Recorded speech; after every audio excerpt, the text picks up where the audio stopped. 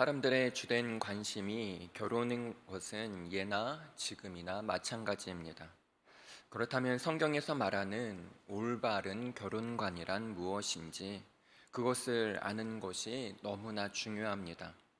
성경에 보면 올바른 결혼으로 행복한 사람도 나오고 그렇지 않아서 불행한 사람도 나옵니다.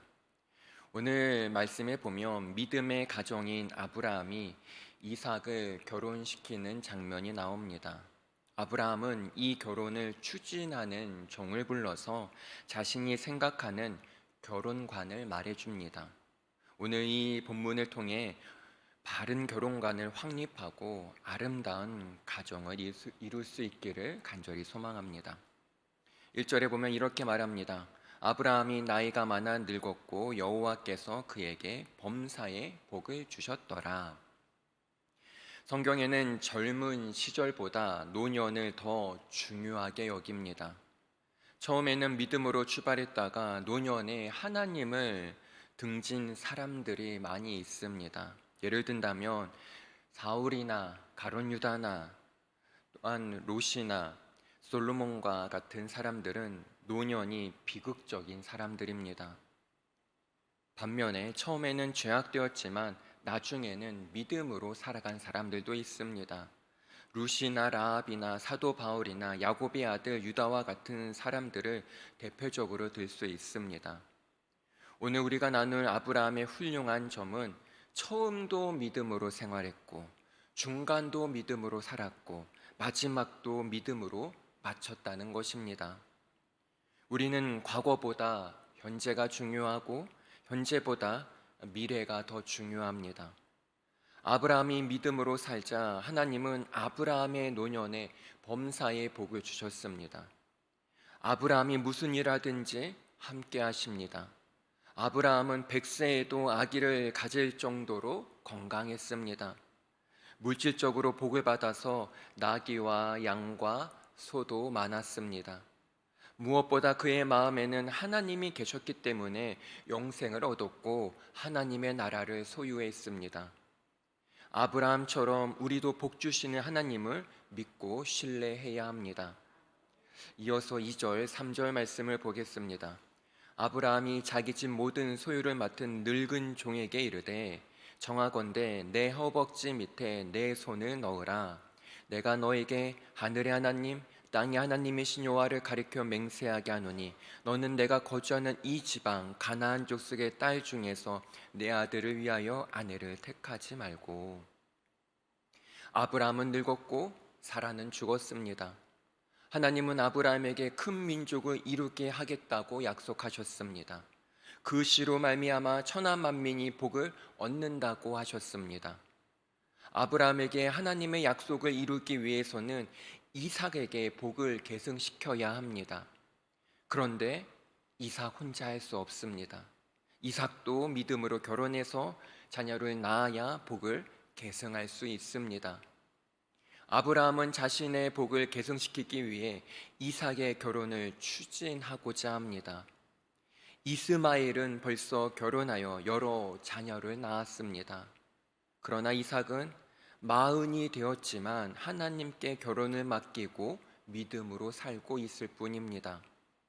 아브라함은 이런 이삭을 결혼시키기 위해 종을 부릅니다. 그에게 먼저 가나안 족속의 딸들 중에서 이삭의 아내를 택하지 말라고 합니다. 왜냐하면 가나안 사람들은 하나님을 섬기지 않고 우상을 숭배하기 때문입니다. 그래서 아브라함은 가나안 족속에서는 이삭의 아내를 택하지 말라고 합니다. 이것을 허벅지에 손을 놓고 맹세를 시킵니다. 이스라엘에서는 아주 중요한 일을 맹세시킬 때 이렇게 합니다. 아브라함이 가나안 족속과 결혼을 시키지 않고자 하는 이유는 이들이 하나님을 경외하지 않는 민족이기 때문입니다. 우리가 잘 아는 솔로몬은 지혜의 왕이었습니다. 잠언을 쓰고 전도서를 집필했습니다. 그러나 이방 여인과 결혼했습니다.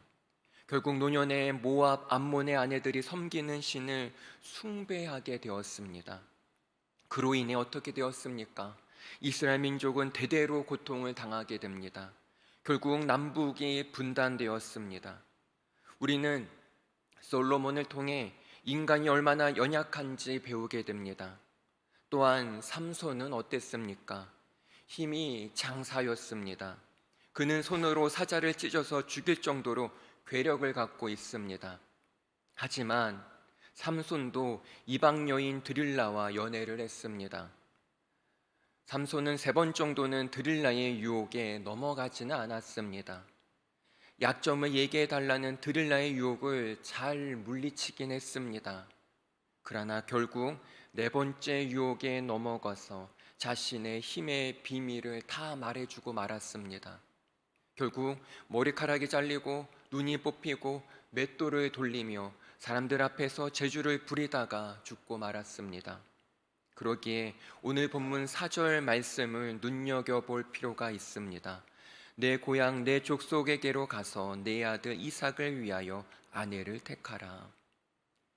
아브라함은 이삭의 아내를 하나님을 경외하는 아브라함의 족속에게 가서 아내를 택하라고 합니다.